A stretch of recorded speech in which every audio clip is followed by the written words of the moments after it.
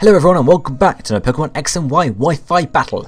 Today we're having a look at the last battle of my stream on New Year's Eve, which is against OPERATIONiDROID or John. So let's get going. John is battling with an all shiny team, so lots of sparkles for you guys to lay your eyes on.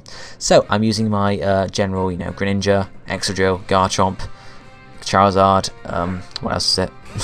Manamar and Sylveon setup. So he starts off with Azumarill, which is a nice gold egg there, and I set up my Greninja. Yep, so you can check out OPERATIONiDROID's channel in the description below. I'll leave a link there, so hopefully you guys can go and check him out if you want to. And there we are. Okay, so he sends out, it gets rid of his thing anyway. Azumarill sends out a shiny Venusaur. So Grass Knot is going to do not a huge amount of damage. I mean, come on. He's a heavy Pokemon, but he resists it 4 times, or quarter times, so... He then Mega Evolves his Venusaur, so it's going to get even bulkier. So it might have been in my interest to sort of predict the switch there and go for the Ice Beam to start off with. But unfortunately it didn't, so that's how cookie crumbles. However, now I do go for the Ice Beam. And I don't know quite what ability Mega Venusaur has. Who knows? So then I go for the Ice Beam. It doesn't take it out, but it's some decent damage still. He goes for the Toxic, just to get that Toxic on my Greninja, so I can't exactly sweep his team with it. Which is unfortunate, obviously. So then I go for... I go for the I guess I go for the Ice Beam just to take out the Venusaur. However, he then switches out and sends out his Magnezone, which is going to resist that Ice Beam. So shiny Magnezone, as you'd expect, because it's a shiny team. So, so then the Ice Beam comes out and doesn't do huge amount of damage against Magnezone because it's a Magnezone. So it takes some more damage from Poison. So I figure, okay, time to get Greninja out there. Time to switch out to someone else. So, yeah, Greninja switches out, and we go to Excadrill. I figure I was predicting probably an electric type move here, so I didn't quite know what to expect. And yep, obviously air balloon there. Flash cannon is what comes, and obviously it's a steel type move, so I can resist it anyway. So doesn't do a huge amount of damage to me. And my air balloon unfortunately pops.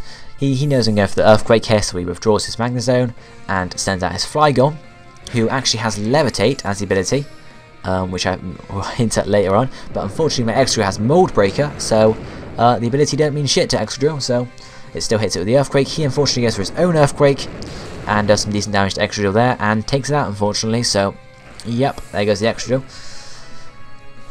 And then Garchomp comes out. Yeah, good thing to note there is I didn't actually realise it was because of Mold Breaker I could hit it. I just didn't realise that Levitate was there, or didn't realise it had Levitate. So anyway, I send my Garchomp out. He withdraws his Flygon there and sends out to Gliscor.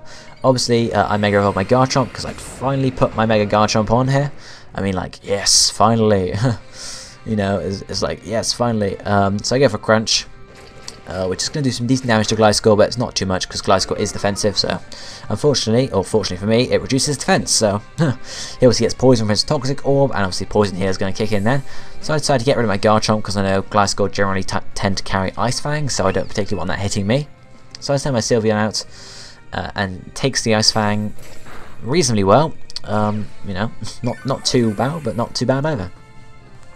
So then Sylveon goes for Toxic on my Sylveon because just figures because I'm a beast or a tank, he's gonna get Toxic in just to help it along. I go for the Moonblast here, which is obviously because he's not special defense, it's gonna do some decent damage there, and actually almost takes it out, but not quite. So unfortunately, yeah, if he didn't have Poison Heal, he probably would have taken it out because he wouldn't have got that health point restore. But yeah, that's how it works. He then goes to another Ice Fang. Didn't know if he was like planning to hopefully do some more damage to take me out, or just generally admitting he was going to die or didn't have any good switches or whatever. So I then managed to take him out with the Moonblast there, and that's finished the Gliscor off. So that's the first Pokemon down. Only 5 more to go, eh? Okay, so Sylvie gets hit by more poison, sends out the Magnezone obviously because the Steel type move there, or Steel typing generally. I switch my Sylveon out and send in my Garchomp, predicting a Steel type move or an Electric type move. He goes for the Steel type move, the Flash Cannon, and obviously my Garchomp has Earthquake as well, so it can do some decent damage there. It does more than half unfortunately, so he knows I'm going for the Earthquake on the Garchomp, so sends out the Flygon. I was thinking, yeah, that's fine, we can just hit with the Earthquake there, we'll be fine. Unfortunately, this is where I remember he has Levitate, and it was Mold Breaker that unfortunately bypassed it last time, so I was like, oh, damn. So I go for the Crunch here, and that just about kills the Flygon, just about. You got to remember, guys, because I was streaming all evening and streaming for the past few days, John, or OPERATIONiDROID, was possibly watching my moves and seeing what my setup were, so setups were, one of those. So possibly he just was a slight advantage. I'm not saying he was, but, just saying, throwing it out there. So I was predicting to play rough there and send out my Charizard. He actually does a lot more damage than I was expecting, so I know, okay. I was originally I was like, yes, let's go send out my Charizard and use Solar Beam. But then I forgot I couldn't Mega Evolve because I had Guard Jump. So I was like, damn, what do I do? So I just used the Air Slash there twice. Flinched the first time, which was lucky. And the second time, obviously doesn't flinch, so I get taken out. So that's a bit unfortunate really, but that's how it works. So I sent out a Greninja, figuring, okay, Greninja's got Grass Knot, should be able to take out Azumarill fairly easily. He withdraws his Azumarill, knowing I'm going for the Grass Knot. So that's what I mean, you know. He might not have known I've had Grass Knot, but, you know, etc. Anyway, so I go for the Grass Knot, obviously. Obviously, Magnezone is fairly heavy, but it's going to resist it, so it's not going to do a huge amount of damage there. Just, yeah, gets it past the halfway mark, but not too much. Obviously, more Poison afflicts me there. And then Greninja goes for a Scold. Yeah. So obviously Magnezone doesn't resist this, so it should be able to take the Magnezone out with ease, especially see how much Grass Knot did, and indeed it does. So that's Magnezone unfortunately gone. Oh, fortunately for me, unfortunately for him. I'm hurt by some more poison, so unfortunately I know Greninja hasn't got much time left. Metagross comes out, shiny Metagross. So I figure, okay, you know, time to go for the Dark Pulse. He gets the Bullet Punch because, you know, Bullet Punch goes first. It doesn't do a huge amount of damage though for some reason. I resist it because I was a water type, which is good for me. I figured I was going down for that Bullet Punch, but no, apparently not, thanks to my typing. I either go for the Dark Pulse and critical hit. I don't know if the critical mattered or not, but there goes the Metagross. And then some more Poison afflicts me, so I'm getting down to low health here really now. So then he sends out his Azumarill again. So I go obviously for the Grass Knot, because, you know, that's the way to take out the Azumarill. He goes for the Aqua Jet, however, figuring, you know, he can take me out now in low health, and he does indeed. So it was a good move on his part. Obviously, I don't know if I predicted the Aqua Jet or not, or just thought, okay, I can't do anything.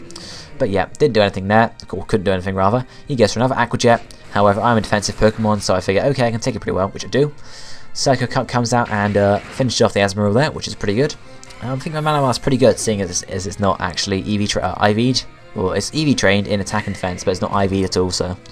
He sends out his Venusaur. I figure, okay, I go for a Psycho Cut here just to finish it off. He goes for Synthesis, however, just to restore some health points.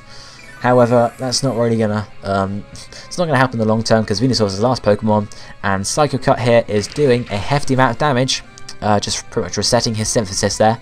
So he goes for another Synthesis, just to try to stall me out, really. And I go for another Psycho Cut, obviously, just to revert the progress he made with the Synthesis. And he goes back down to low health again.